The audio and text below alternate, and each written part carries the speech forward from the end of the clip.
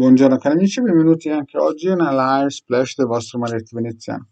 Oggi stavo guardando alcuni pezzi sul tubo di trasmissioni di regime italiano, trasmissioni della solita narrativa, e c'era una imprenditrice italiana che ha spostato le proprie fabbriche all'estero, le ha tolte dall'Italia, e stava facendo un'analisi sulla Russia, spiegando che in Russia c'è il 20-30% di svalutazione del rublo, che adesso con queste sanzioni la Russia imploderà e insomma ha iniziato a elencare una sfilza di situazioni traumatiche e drammatiche verso la Russia. Insomma, tutto lo studio chiaramente gli faceva bordoni e gli teneva, no? Insomma, praticamente questa signora che aveva delle grandi fabbriche in Italia le ha spostate, le ha delocalizzate per pagare di meno, essendo italiana,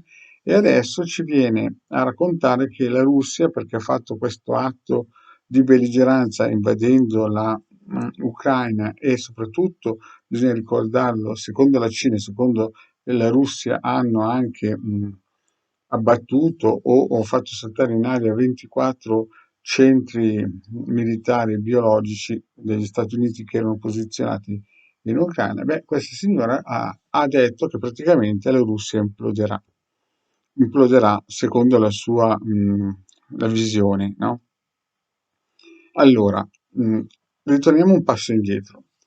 L'Ucraina aveva 190.000 soldati super armati al confine e nessuno si aspettava che la Russia invadesse l'Ucraina. Cioè 190.000 soldati armati fino ai denti e nessuno immaginava che uno Stato che ti sta dicendo che vuole il Donbass e la Crimea ti invaderà. Capite che bisogna avere una fantasia elastica per pensare che, eccelsa, diciamo, per pensare che uno mette 190.000 soldati super armati al confine e non vuole invadere.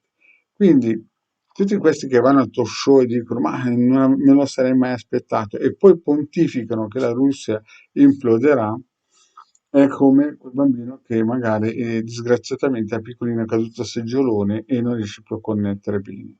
Perché se questi sono i personaggi che vanno a pontificare ai talk show italiani e a continuare a raccontare la solita narrativa, le sparano più grosse dei russi. Allora, cari amici, io già dal 2010-2015 più o meno, che seguivo nei vari gruppi il Marietto, spiegava che sarebbe arrivato questo periodo dal 2020 al 2029. La Russia non imploderà, la Russia sta dando all'Italia il 40-44% di gas e lo sta dando anche la Germania. Praticamente si chiudono i cordoni del gas, qui la benzina e tutta l'elettricità triplica o quadruplica, già è quadruplicata, ma va a finire che un litro di benzina ci costa 5 euro.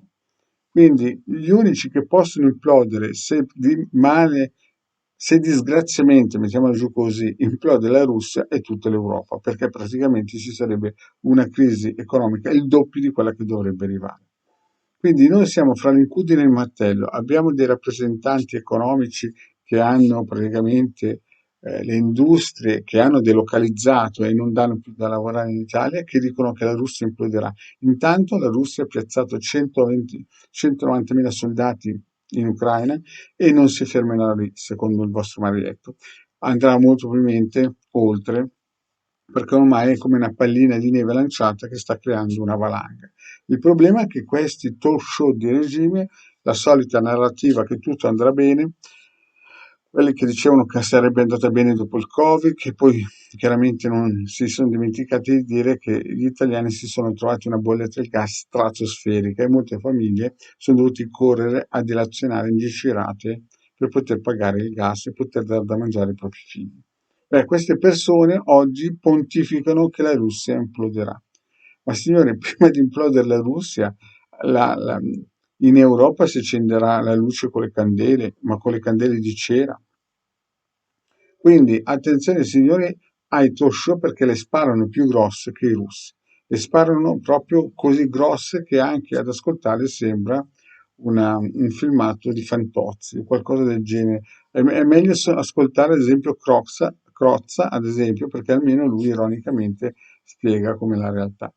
Nella realtà dei fatti invece la Russia è posizionata bene, certamente avrà delle perdite, certamente in Ucraina ci sono molti mercenari stranieri che aiutano l'Ucraina, per questo non è ancora crollata.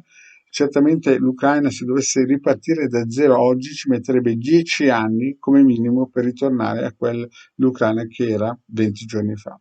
Quindi attenzione a questi qui che raccontano grossi nel show, siamo veramente messi male, siamo alla canna del gas e per fortuna che diciamo c'è ancora uno zoccolo duro di politici italiani che restano nascosti, che stanno lavorando dietro le quinte, perché quando ci arriverà la suppostina, molto probabilmente chi abiterà nel sud Italia la suppostina non la prenderà.